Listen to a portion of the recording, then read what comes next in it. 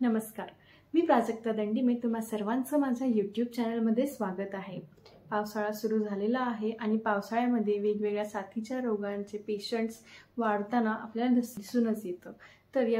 तर पावसाळ्यामध्ये कोणत्या कोणत्या प्रकारचे रोग होतात, कोणते आजार होऊ शकतात, तर याची माहिती आपण मागील भागामध्ये घेतली आणि त्याचबरोबर या आजारांपासून आपण स्वतःचा बचाव कसा करायचा, कशी काळजी घ्यायची, ही सर्व आपण मागील भागामध्ये पाहिलं. तर तो व्हिडिओ नक्की पहा. तर आज आपण पाहणार आहोत याच साथीच्या रोगांपैकी डेंग्यू.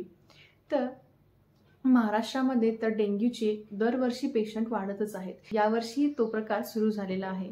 तर डेंग्यू म्हणजे काय असतं आणि डेंग्यूपासून स्वतःचं रक्षण कसं करायचं आणि डेंग्यूची लक्षणे काय असतात, तर हे आपण या व्हिडिओमधून जाणून घेणार आहोत. तर डेंग्यू हा एक विषाणूजन्य म्हणजे व्हायरल आजार आहे. हा एडिस इजिप्टी नावाच्या डासाच्या चाव्यामुळे होतो आणि हा डास जो असतो तो दिवसा चावला जातो आणि साठलेल्या पाण्यावरती हा डास वाढतो. डेंग्यूची लक्षणे. सर्वप्रथम जर तुम्हाला एडिस इजिप्टी हा डास चावला असेल तर तुम्हाला अचानक ताप येते आणि ही ताप उच्च तीव्रतेची असते. त्यानंतर तुमचे डोळे, अंग, डोके दुखायला लागतात. स्नायू, हाडं, नंतर जॉईंट म्हणजे तुमचे सांधे दुखायला लागतात. त्याचबरोबर अशक्तपणा येतो. रक्तस्राव म्हणजे तुमच्या हिरड्यातून, नाकातून किंवा लघवीतूनही रक्त येऊ शकतं.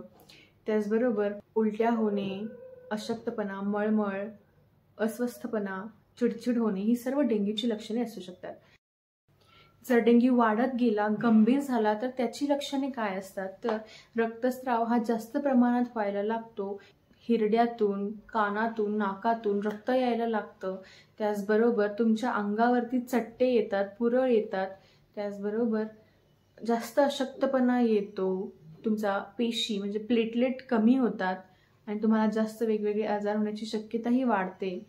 तर डेंग्यू होण्यापासून आपला स्वतःचा बचाव कसा करायचा, तर डेंग्यू हा डास आपण पाहिला की दिवसा चावतो. त्यामुळं दिवसाही तुम्ही अंग झाकून कपडे घाला. डासांपासून दूर राहण्यासाठी तुम्ही गुड नाईट, कॉईल या सर्व केमिकल्सचा वापर करू शकता. त्याचबरोबर तुम्ही मच्छरदाणीचा वापर करू शकता.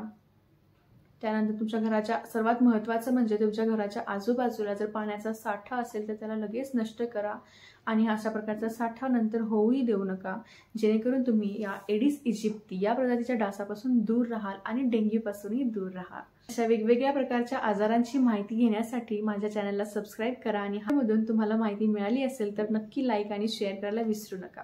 थँक्यू.